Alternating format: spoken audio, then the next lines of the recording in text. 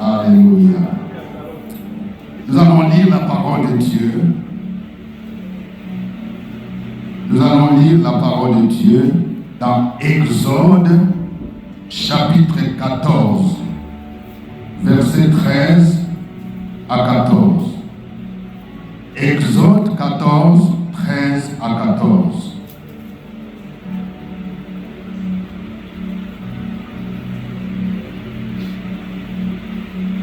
Moïse répondit au peuple: ne craignez rien, restez en place et regardez la délivrance que l'Éternel va vous accorder en ce jour.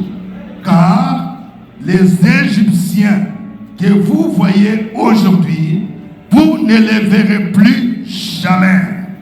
L'Éternel combattra pour vous et vous gardez silence. Le thème de mon message ce matin, c'est vaincre les Égyptiens. Quelqu'un dit vaincre les Égyptiens. Ce matin, notre Dieu se révèle comme un Dieu de victoire. Vous savez, les enfants d'Israël étaient esclaves en Égypte pendant environ 430 ans. Sous la domination des pharaons, ils étaient des esclaves, ils étaient opprimés, ils étaient soumis à des durs travaux.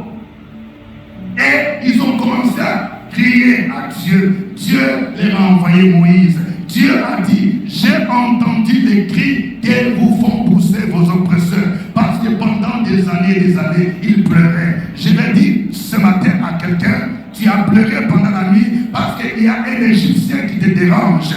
Les Égyptiens représentent des situations qui durent. Tu as pleuré parce que tu n'as pas d'enfant. Tu as pleuré parce qu'il n'y a pas de travail. Tu as pleuré parce que tu es sous la domination des puissants de la sorcellerie. Le Seigneur me charge de te dire ce matin: il te donne la victoire sur ton Égyptien. Il te donne la victoire ce matin sur ton Égyptien au nom de Jésus-Christ. Parce que notre Dieu est un Dieu de victoire. Il y a un temps pour toutes choses. Il y a un temps pour pleurer, il y a un temps pour se réjouir. Il y a un temps où l'ennemi a dominé sur toi. Il y a un temps de délivrance. C'est la saison de délivrance pour toi. C'est la saison de libération pour toi. Au nom de Jésus. Amen. Nous allons voir quelle est notre part pour vaincre les Égyptiens. Et quelles sont les promesses que Dieu nous fait. Vous savez, si tu veux que Dieu agisse dans ta vie, il y a quelque chose que toi-même tu dois faire. Il y a ta part et il y a la part de Dieu. Si toi tu ne fais pas ta part, Dieu ne veut pas faire la sienne. Il y a 4 choses ici qui nous sont révélées. Notre part. Premièrement, Dieu dit: ne craignez rien. Quelqu'un dise: ne craignez rien. Vous voyez, les enfants d'Israël, ils étaient en face de la mer Rouge. Et derrière, il y avait l'armée de Pharaon. Parce que quand Dieu a frappé l'armée de Pharaon, Pharaon était obligé de laisser les enfants d'Israël partir. Mais après, Pharaon, il a dit: non, je vais les poursuivre. Je vais dire à quelqu'un: ce que tu es en train de vivre dans ta vie, c'est le dernier round. Tu es le dernier round.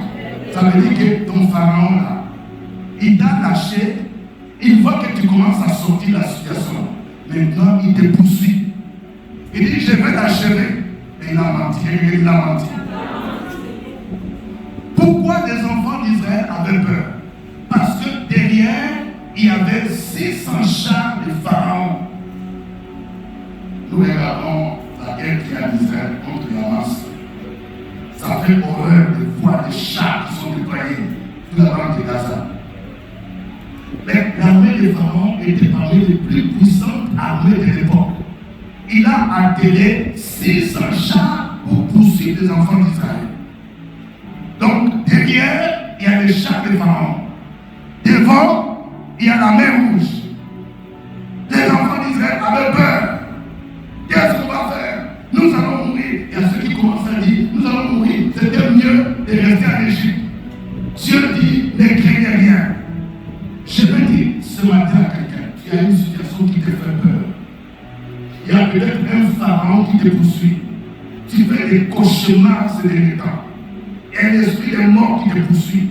Tu ne mourras pas avant les temps et Dieu a fixé. Dieu dit, ne crains rien, ne crains rien. Tu as un Dieu qui est tout puissant. Tu as celui qui a les noms les plus puissants, les plus glorieux. La Bible nous dit, devant les noms de Jésus, tout genou fléchit dans le ciel, sur la terre et sous la terre. La peur fait partie des armes que Satan utilise pour paralyser la foi. Parce que quand tu vis une situation, dès que tu as peur, tu n'as plus confiance en Dieu. Tu as peur. Les diables te disent, c'est fini. Avec ce que tu vis là, il n'y a pas de solution. Tu vis dans la peur. Un jour, lorsque les disciples ils traversaient la mer dans la barque, Jésus a dit, passons à l'autre bord. Il y aura toujours un tourbillon lorsque tu veux aller à l'autre bord. Lorsque tu viens entre la bénédiction, les eaux commencent à se soulever. La barque commence à se remplir d'eau. Les disciples ont eu peur. Souvent, nous avons peur. Ils ont oublié que Jésus était dans la barque. Il y a des situations, même si la tempête souffle, tu dois te rappeler que Jésus est avec toi. Tu dois te rappeler que Jésus est dans la barque. Tant que Jésus est dans ta barque, tu ne vas pas couler. Ne crains rien. La Bible dit que les diables, ils rôdent comme un lion rugissant. Le lion rugissant, vous savez ce qu'il fait? Il fait peur. Ce que le lion fait, c'est quoi? Les lions se cachent. Quand il est dans la forêt, et quand il veut capturer les autres animaux, il commence à rugir. Alors les petits animaux, quand ils vont entendre le rugissement du lion, ils vont croire que le lion est à côté là. Alors ils vont sortir de leur tanière, et quand ils vont sortir, après la peur, le lion va bondir. C'est ce que Satan fait. Il rugit pour te faire peur. C'est pourquoi ce matin, le Seigneur me chante de te dire, ne crains rien. Ne crains rien. La Bible dit que le Saint-Esprit n'est pas l'esprit de servitude. Romains chapitre 8, verset 15 à 16 dit, vous n'avez point reçu un esprit de servitude pour être encore dans la crainte, mais vous avez reçu un esprit d'adoption par lequel nous crions Abba Père. L'Esprit lui-même rend témoignage à notre esprit que nous sommes enfants de Dieu. Le Saint-Esprit n'est pas l'esprit de servitude. Quand par exemple tu dors la nuit, tu sens la peur. Tu sens la peur. Tu sens la peur. Là, ce n'est pas l'esprit de Dieu. Il y a quelqu'un qui disait, toute la nuit, il a commencé à prier, tout simplement parce que il y avait, je ne sais pas si c'était le manteau de son père qui était accroché quelque part. Quand le manteau était accroché, il n'avait pas bien vu. Il voyait comme si c'était un démon qui était là. Au nom de Jésus, démon, démon, au nom de Jésus. Au nom de Jésus, au nom de Jésus, au nom. Pendant des heures, ils ont dit des manteaux, ce n'est pas des mots. Il y a des choses parfois qui font peur. Ce n'est pas un esprit de Dieu, ce n'est pas l'esprit de peur. La Bible dit, vous n'avez pas reçu l'esprit de servitude pour être dans la peur. Tu ne dois pas avoir peur des sorciers. La peur doit changer les camps. Tu ne dois pas avoir peur des mystiques. Quand tu marches avec Jésus, tu dois savoir que celui qui est en toi est plus grand que celui qui est dans les morts. Première chose pour vaincre les Égyptiens, ne craignez rien. Deuxième élément, restez en place. Voyez, Moïse dit, premièrement, ne craignez rien. Deux, restez en y a des gens qui voulaient retourner en Égypte. Est-ce qu'il y a quelqu'un qui le suit? Dis à ton voisin, il ne faut pas retourner en Égypte. L'Égypte, c'est le monde. Hein. Il y a des gens, quand tu as quitté le monde, maintenant, tu vois que tu n'as pas l'argent pour payer ta maison, ton studio, ça fait 80 000 francs. Manger, la nourriture, c'est la scolarité. Il dit non, c'est compliqué. Hein. Moi, je vais retourner à mon gars. Si tu étais coudeur de jeunes, il y a un jeune qui me disait, mais papa, quand tu étais coudeur là, tu vas faire un truc comme ça, 100 000 c'est facile, 200 000 c'est facile. Alors, quand tu vois que c'est difficile, tu veux retourner dans l'ancienne vie. Le Seigneur te dit, reste en place. Dis à ton voisin, reste en place. Il ne faut pas bouger. Les diables veulent te ramener en Égypte. Je refuse de retourner en Égypte. Je viens entendre quelqu'un dire, je refuse de retourner en Égypte. Parce qu'en Égypte, tu étais un esclave. Vous savez, à un moment donné, les enfants d'Israël ont commencé à regretter l'Égypte. Ils ont commencé à dire, vraiment, nous nous souvenons des viandes que nous mangeons en Égypte. Nous nous souvenons de l'ail, des concombres, des choses qui ne nous coûtaient rien. Non, tu te souviens de quoi? En Égypte, quand tu étais dans le monde sans Jésus, l'argent que tu gagnais, l'argent des fraudes, l'argent de prostitution, c'est l'argent qui te coûte. Le Seigneur te dit, reste en place. Ne bouge pas. Tant que Jésus est là, la solution que tu vois, tout, donc le problème trouvera des solutions. Reste en place. Très souvent, nous voulons bouger pour aller dans certains endroits, pour chercher des solutions. Vous savez, au temps d'Isaac, le fils d'Abraham, la Bible nous dit qu'il y avait une famille dans le pays, les Philistins. Et Isaac a voulu partir en Égypte au temps d'Abraham. Il voulait aller en Égypte. Mais Dieu lui dit, il ne faut pas bouger. Là où tu veux partir, ce n'est pas ça la chose. Il y a des gens, quand il y a un problème, directement disent oui, je vais voir mon oncle. Mon oncle là, je vais lui demander l'argent. Mais ton oncle là, c'est un mystique. Dieu t'a déjà dit. Et son argent là, quand tu prends, ça te crée un problème. Alors toi, pour un lien, oui, j'ai appelé mon oncle. Ok, vraiment, je n'ai pas payé le loyer. Le Seigneur te dit, attention, ne bouge pas. La solution que tu veux chercher là, ce n'est pas sur la solution. Reste en place. Reste en place dans ma présence. Moi, je vais résoudre. Lorsque Isaac voulait aller en Égypte, Dieu lui dit, ne va pas en Égypte. Reste en place à Téra. Lisons Genèse 26. Genèse 26, 1 à 6. Il y eut une famine dans le pays, outre la première famine qui eut lieu du temps d'Abraham. Et Isaac alla vers Abimelech, roi des Philistins, à Téra. L'Éternel lui apparut et dit, ne descends pas en Égypte, demeure dans le pays que je te dirai.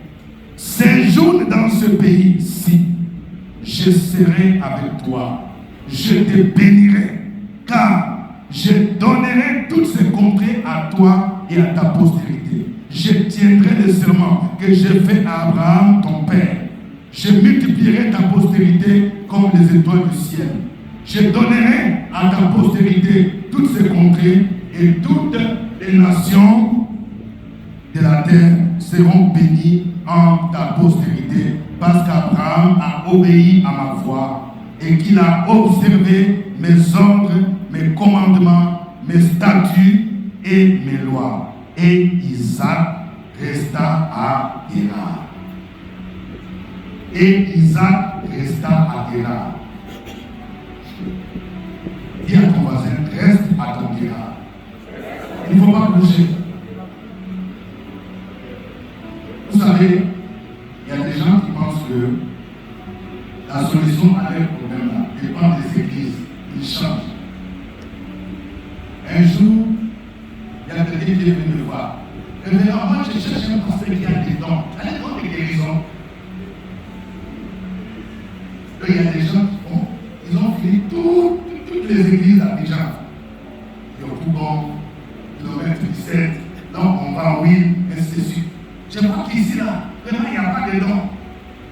je viens aller ici, je viens. Le Seigneur te dit, reste là. Reste à la maison de gloire. Restez en place. La solution, ce n'est pas de te promener par-ci, par-là. Parce que tu vois les Égyptiens derrière toi et tu commences à chercher des solutions par-ci, par-là. Il y a même des gens qui voulaient se jeter dans la mer. Et comme les Égyptiens sont là, moi je veux me jeter. Le Seigneur dit, restez en place. Restez en place. Troisième chose. Que devons-nous faire?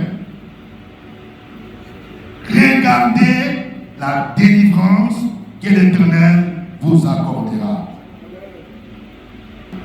Regardez la délivrance que l'Éternel vous accordera.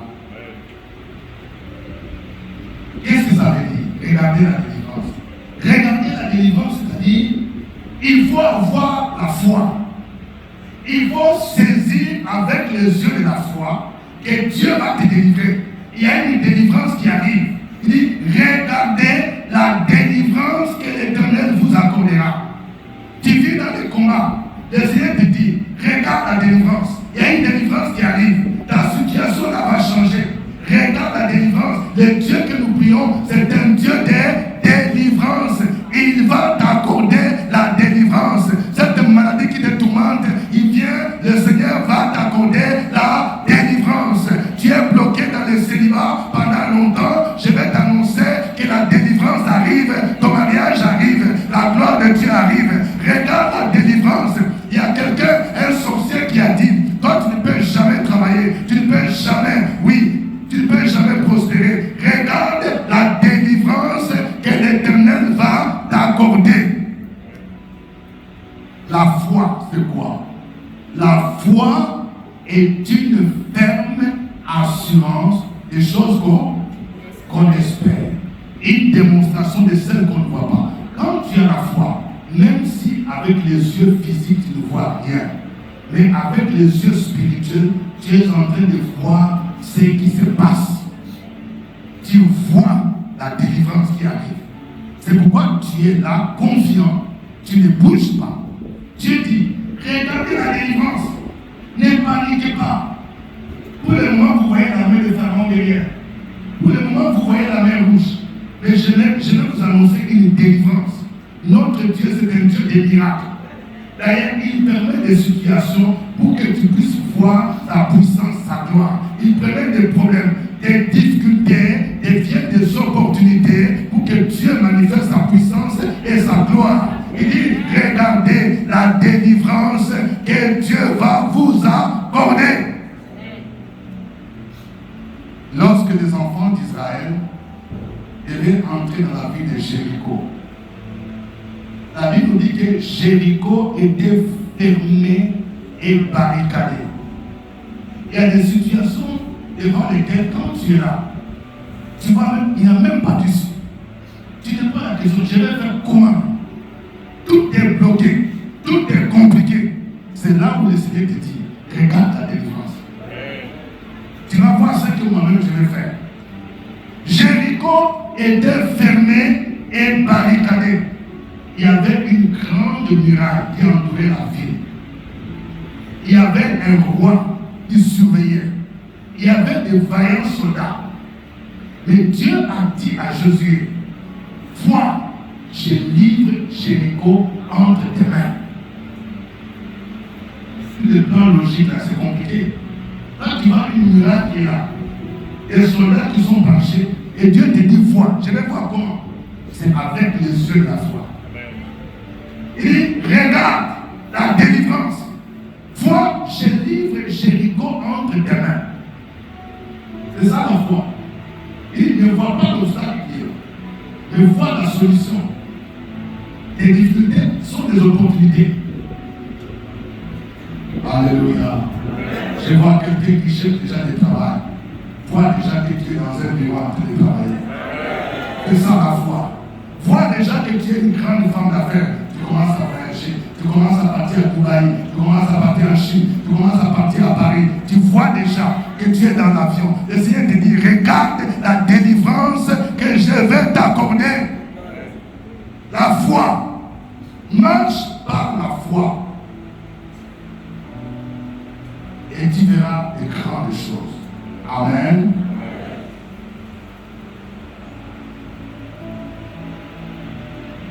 Dans les psaumes,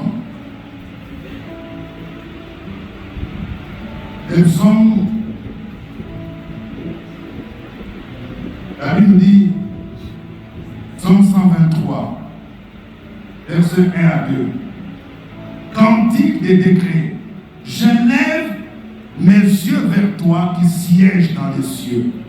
Voici, comme les yeux des serviteurs sont fixés sur la main de leur maître, et les yeux de la servante sur la main de sa maîtresse, ainsi nos yeux se tournent vers l'Éternel, notre Dieu, jusqu'à ce qu'il ait pitié de nous. Dieu dit, regarde ta délivrance. C'est-à-dire, tu gardes tes yeux fixés sur Jésus. Ne regarde pas sur les problèmes. Ne regarde pas aux problèmes. Ne regarde pas aux obstacles. Regarde, la délivrance approche. Amen. Quatrième chose.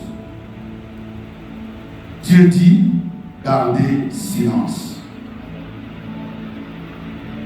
Gardez silence. Pourquoi Dieu dit de garder silence? Parce que souvent, quand il y a des problèmes, il y a des gens qui commencent à murmurer. Il y a des gens qui aiment parler. Moi, je ne comprends plus rien. Je ne comprends plus rien. J'ai pris, je ne vois rien. Ça fait longtemps. J'ai donné mes dîmes, j'ai donné mes offrandes. Je ne comprends plus rien. Vraiment, même les pasteurs là, ils ne m'ont pas appelé. Vraiment, moi j'étais malade pendant 2 semaines. Vraiment, parce qu'ils ne m'ont pas appelé. Vraiment, je ne comprends pas. Moi, on ne m'aime pas. Je ne sais pas. Ou bien je suis venu pour accompagner les autres. Le Seigneur te dit, garde le silence. Dis à ton voisin, garde le silence. Je dis, cesse de murmurer, cesse de parler. Il y a des gens qui aiment murmurer, parler, te lamenter. Garde le silence. Les enfants d'Israël, quand ils ont vu la mer rouge, quand ils ont vu l'armée de Pharaon, ils ont commencé à se révolter contre Moïse. Donc il y a des gens, dès qu'il y a un problème là, c'est les leaders. C'est la faute du pasteur. Ils ont oublié que Moïse, là, Dieu a utilisé Moïse pour les faire sortir de l'esclavage. Il y a des gens qui ont commencé à dire, oui, Moïse, là, est-ce que tu n'as pas fait, tu nous as fait sortir en Égypte? C'est pour nous faire mourir dans le désert? Hein? Nous aimons mieux retourner en Égypte. C'est vrai qu'on était esclaves, mais on mangeait des viandes, on mangeait des poissons, on mangeait... Vraiment, il y a quelqu'un même qui a dit, retournons en Égypte. On va nommer, on va faire syndicat. On va mettre Moïse de côté, on va faire élection. Nous sommes en démocratie, on va voir. Il y a quelqu'un qui me pose la question, papa, est-ce que vraiment la démocratie là, ça vient de Dieu? Il faut laisser ça aux politiciens. Parce que dans l'église là, si vraiment démocratie se fait élection, si dans une église là, on dit on va choisir les responsables, s'il y a 500 membres, s'il y a 350 sorciers, on va faire élection, qui vont gagner? Les sorciers vont gagner. Dans l'église, la théocratie, c'est Dieu qui est roi. Amen. Il y a des gens qui ont voulu depuis le temps de Moïse. Nommons un autre chef. Nous, on ne veut plus Moïse. Dieu dit, vous êtes en train de murmurer contre mon serviteur. Gardez silence. Pour que moi je combatte pour vous, il faut que vous gardiez silence dans la présence de Dieu. Je vais dire à quelqu'un, il y a des situations où tu es accusé même injustement.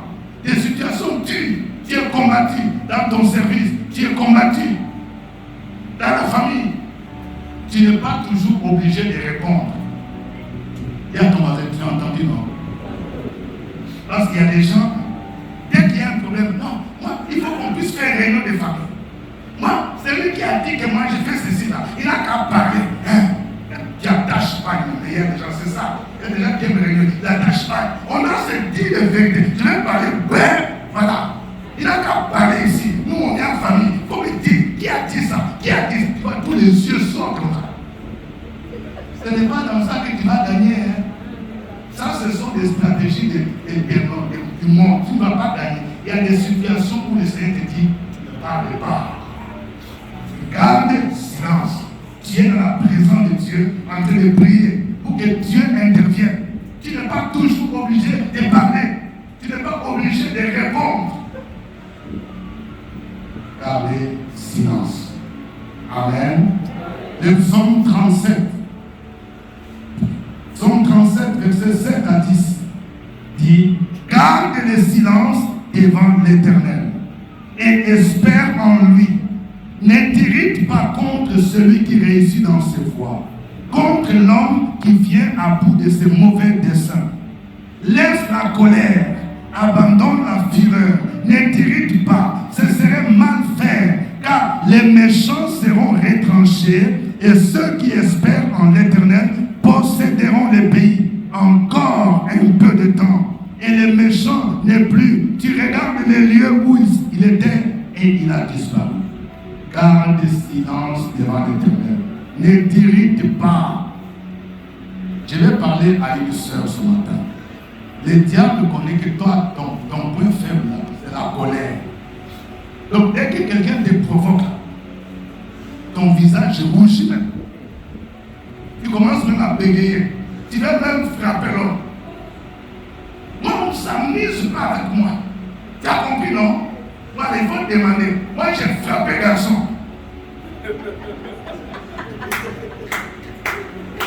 Et quelqu'un dit, ce n'est pas normal. Bon. Toi, tu frappes garçon. Tu vas trouver mon mari comme ça. Non, non. Vous savez, il y a quelqu'un qui est venu me demander de prier pour elle parce qu'elle cherchait le mariage. Et il semble que sa colère, la soeur, les gens connaissent, depuis les quartiers. La personne dit, ta soeur là, je veux bien la marier.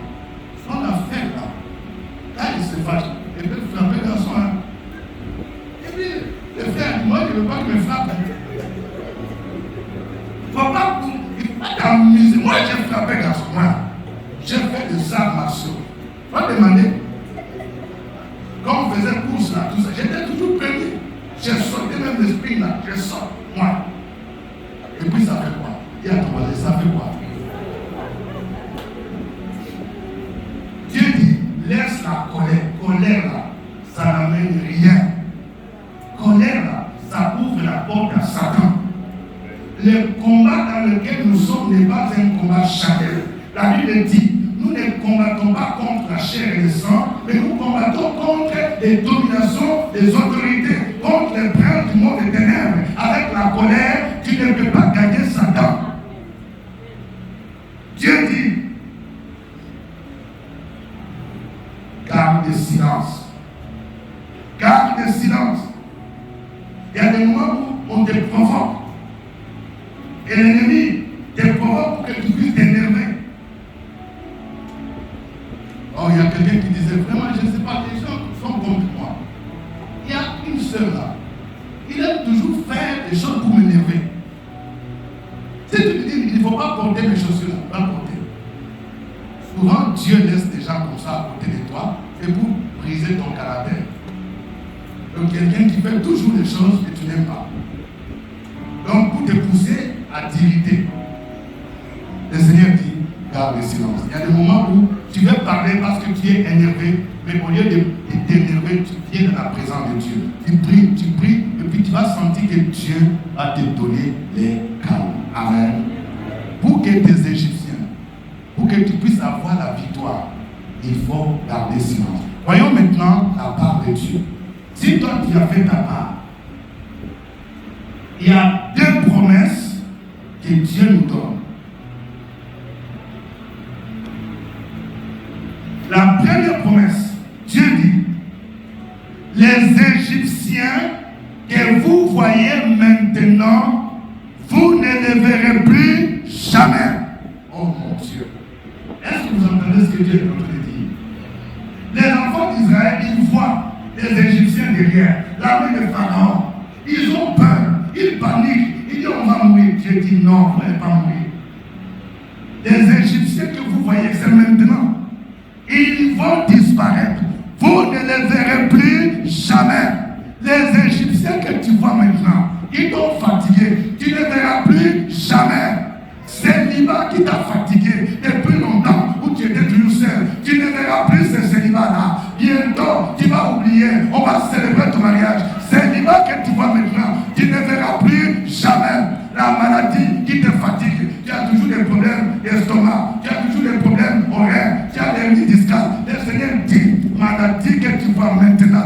tu ne la verras plus jamais. Sorcellerie que tu vois, qui fait rage dans ta famille. Si tu te confies à moi, tu ne verras plus jamais. Ou dans ta famille, chaque 3 mois, il y a toujours quelqu'un qui meurt. Il y a toujours quelqu'un qui meurt. Parce qu'il y a des gens qui sont en train de bouffer. On a mis des gens sur la liste. À cause de toi, le Seigneur dit, sorcellerie, mon précoce que tu vas maintenant, tu ne verras plus jamais. Ça va disparaître au nom de Jésus-Christ. Ça va disparaître. Dans ta famille, ce sont toujours des échecs. Échecs au concours. Échecs à l'école. Échecs dans tout ce que tu fais. Tu as commencé à vendre ton marché. Échec. Tu as commencé garage. Échec. Tu as commencé maison de pressing. Échec. Tu te dis, moi je suis venu pour échouer. Le Seigneur dit non. Échec que tu vas maintenant. Tu ne le verras plus jamais. Quelqu'un dit, je ne verrai plus jamais. Je ne verrai plus jamais d'échec. Je ne verrai plus jamais la pauvreté. Je ne verrai plus jamais la sorcellerie dans ma famille. Je ne verrai plus jamais la malédiction. Dieu dit, il va combattre toi. Il dit, les Égyptiens que tu vois maintenant, tu ne verras plus jamais. Je vais parler à une femme. Ton mari ne connaît pas le Seigneur. Tu as prié, tu as jeûné. Le diable te dit non, il faut laisser. Ton mari là, c'est le petit frère de Lucifer. Et il dit c'est faux. Parce que Jésus est mort sur la croix de Golgotha. Pour ton mari. Écoutez, la Bible dit ceux qui sèment avec l'arme, ils moissonneront avec chant d'allégresse. Les biens que tu as fait pour ton mari, les Seigneurs les écoute. Écoutez comment ça se passe. Par exemple, tu vois que le monsieur là, il est lié par 50 chaînes. Comme ça. Chaque fois que tu pries, tu gênes. Il y a une chaîne qui tombe. Bam. Tu fais deuxième chaîne. Il y a une chaîne qui tombe. Bam. Peut-être tu as fait 40 chaînes. Ça fait plus de 10 ans. Il y a déjà 40 chaînes qui sont tombées. Parfois, il ne reste que 2 chaînes pour que ça tombe.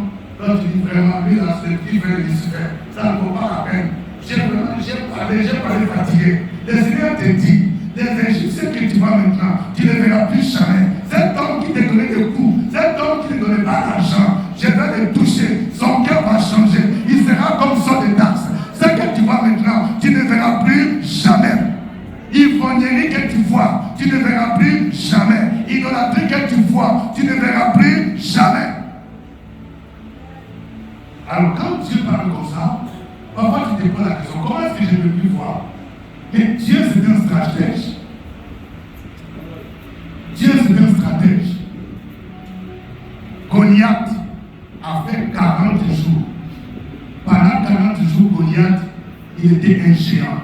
Il était en train de terroriser les enfants d'Israël. Pendant 40 jours, Goliath choisissait un homme qui peut me battre. S'il arrive à me battre, nous serons vos esclaves. Mais si moi j'arrive à me battre, vous serez nos esclaves. Tout Israël avait peur de Goliath. 40 jours. Mais le petit David, il est venu. Il a regardé Goliath. Il a dit, mais qui est ce monsieur-là? Qui est cet incirconcis pour insulter l'armée du Dieu vivant? Il a dit, toi tu viens contre moi avec l'épée, la lance et le javelot. Mais moi je viens contre toi au nom de l'Éternel. Je vais te couper la tête. Les enfants disaient, est-ce que c'est vrai? Les rois s'allument, ils regardent le petit David, petit. Est-ce que toi tu peux? Lui là, regarde ta taille. Toi tu es comme un pygmée là, 1,50 m. Mais lui, toi-même, qu'est-ce que tu veux faire? Lui là, il est rodé à l'académie de guerre, à l'école de guerre. Toi tu as fait quelle école de guerre? Tu ne peux pas! Tu es un petit enfant. Mais David était un homme de foi. Il dit majesté, sa majesté. Quand ton serviteur faisait perdre les brebis de son père, lorsqu'il y avait un lion ou un ours qui venait pour prendre la brebis, je courais, j'attrapais le lion, j'attrapais l'ours, je le saisissais par la gorge, je le tuais et puis j'arrachais. Et donc comme ça, tu vas dire qu'il ne va rien faire. Dis à ton voisin, moi j'ai déjà tué le lion. On ne dit pas chat, hein? Ce n'est pas chat, ce n'est pas chiot. David dit, moi, j'ai déjà tué les lions. Alors il ne faut pas t'amuser avec moi. Il dit l'Éternel qui m'a délivré de la griffe du lion et de la part de l'ours, il me délivrera devant ses Goliath. Et il a terrassé Goliath. Quelqu'un dit, je vais terrasser mon Goliath. Donc Goliath, là, il te fatigue, il te fait peur. Le Seigneur te dit, tu ne le verras plus jamais. Il va disparaître. Les Égyptiens que vous voyez maintenant, vous ne les verrez plus jamais. Il y a des choses, quand Dieu va résoudre ton problème, ce sera comme un rêve. Il y a des gens, ce sera comme un rêve. Dis, est-ce que c'est moi ou ce n'est pas moi? Il y a des gens, quand Dieu va te bénir, il va te donner ta voiture, tu vas commencer. Et il y a même des gens, tu vas oublier que c'est ta voiture, tu vas monter derrière. Chauffeur, je vais aller au cours, dis non. Mais patron, c'est toi qui me dis, ah, oh, tu vas oublier que c'est ta voiture. Et tu te dis, est-ce que c'est moi ou ce n'est pas moi? Quelqu'un dit, ça me concerne. Je prophétise une nouvelle voiture pour quelqu'un au nom de Jésus. Je prophétise ta saison de gloire. Je prophétise ta saison de l'élévation. La pauvreté que tu vois maintenant, tu ne la verras plus jamais. Tu as marché à pied pendant longtemps. Maintenant, le Seigneur dit, tu seras propriétaire. Au nom de Jésus, amen. Il est le roi de gloire. Il a les mêmes pour la maison. Il y a des gens, quand tu connais des difficultés avec ton bailleur, c'est Dieu qui te propose à chercher ton terrain. C'est comme ça. Tu es parti à Nono, on t'a chassé. Et puis tu es parti à Blocos, on t'a chassé. Et puis tu es parti, je ne sais pas, à Nyama, on t'a chassé. Tu es parti à Gonzacville, on t'a chassé. Dieu dit c'est bon, Dieu dit c'est bon. Donc cherche ton terrain. Il y a même des gens, il y a un terrain même dans la famille. Quelque part, mais tu te dis, terrain pour construire, où est-ce que je vais la casser? Ce n'est pas ton affaire. Quelqu'un te dit, ce n'est pas ton affaire.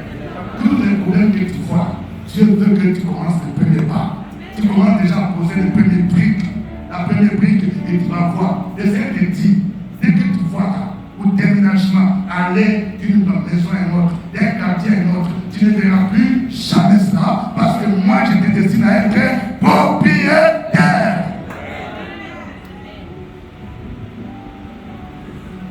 J'ai vu les méchants dans toute sa puissance.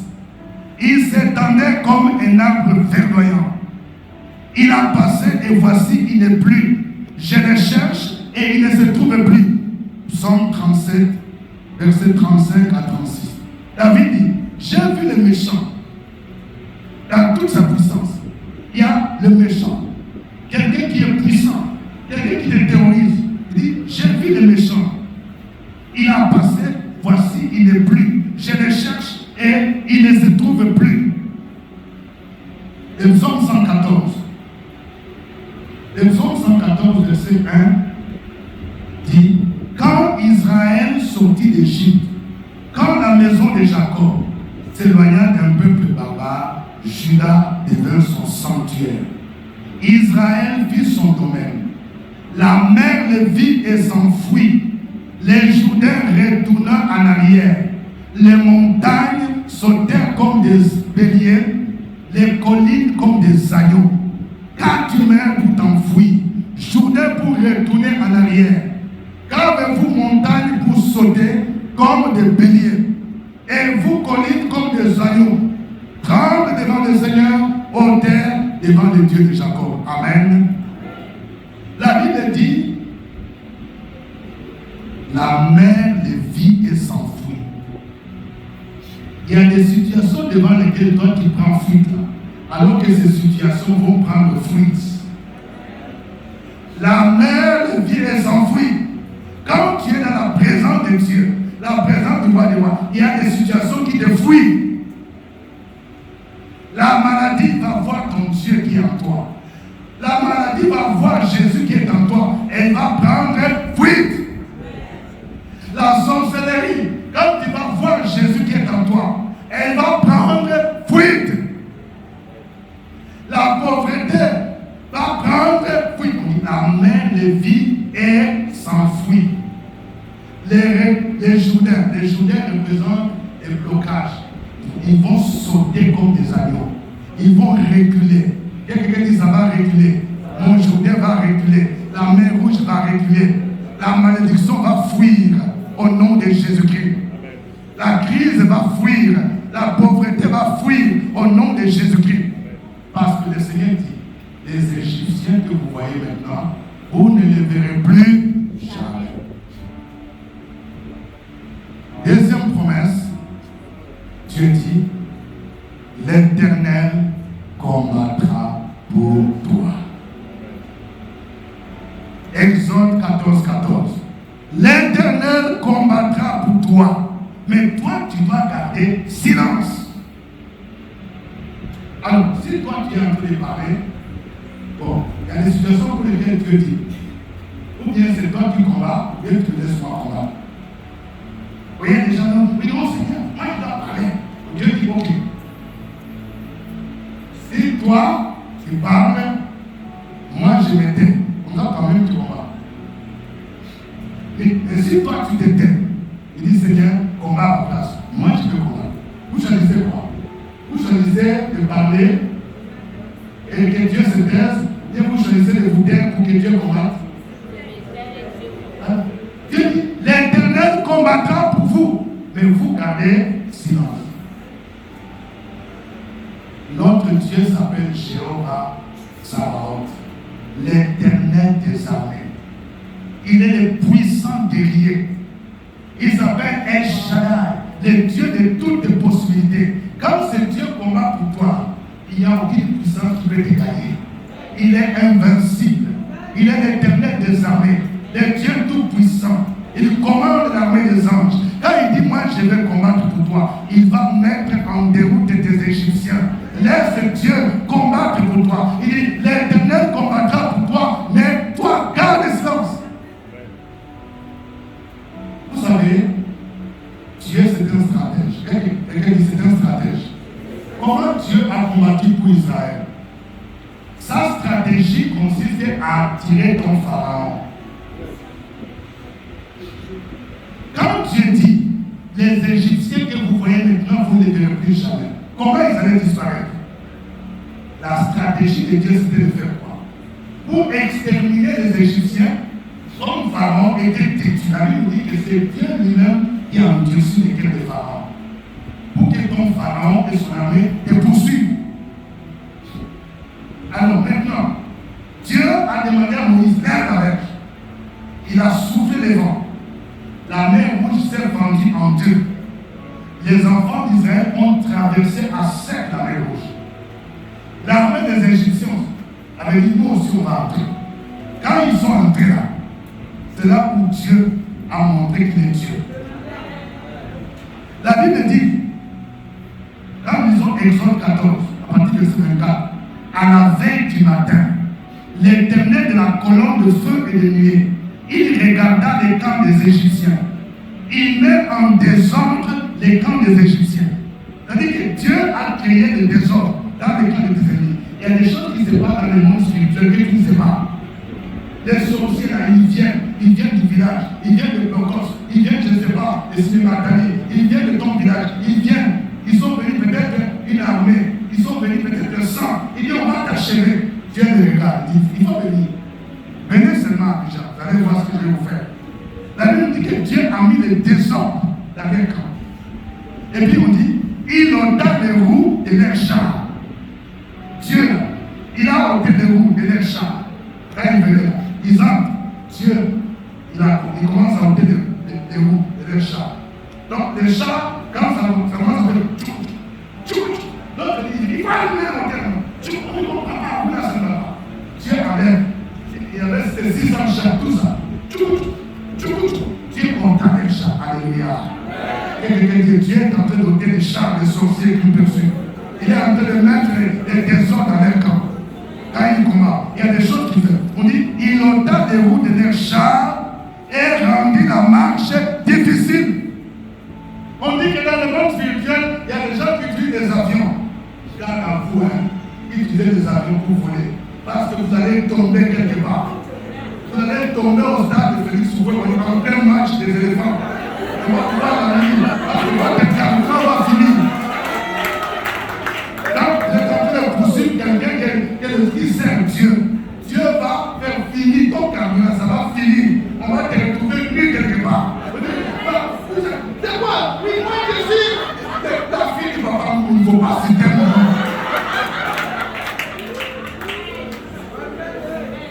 aider dans la bouche son ennemi. Non. On dit, Dieu, il a rendu leur marche difficile. Quand Dieu combat pour toi, c'est ce qui se passe. Ceux qui sont venus te combattre, ils ne vont rien comprendre. Carburant, ça va finir. Même s'ils ont mis 100 litres là, on dit c'est fini, c'est fini. On dit, il a rendu leur marche difficile. Les Égyptiens disent alors, fuyons devant Israël, car l'Éternel combat pour lui contre les Égyptiens. Et même ont compris que ce qui est arrivé là, il y a quelqu'un qui est derrière ce monsieur qu'on combat là. Il s'appelle l'Éternel des armées. Il y a des gens qui te combattent. Ils vont savoir, il y a quelqu'un qui est derrière. Celui qui te touche, il touche à Jésus.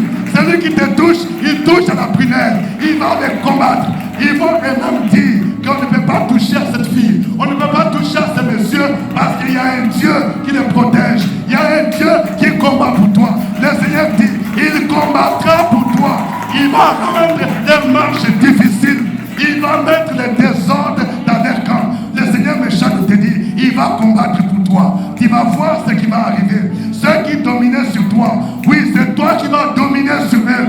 Il y a des gens qui auront peur de toi. Ils vont dire que le Dieu qu'ils prient à Maison de Gloire est un Dieu vivant. On ne peut plus s'aventurer parce que Dieu va mettre les désordres dans les camps. Il va rendre leurs marches difficiles. Et le Seigneur, il va ouvrir les portes. Toi, tu vas traverser à sec la mer Rouge.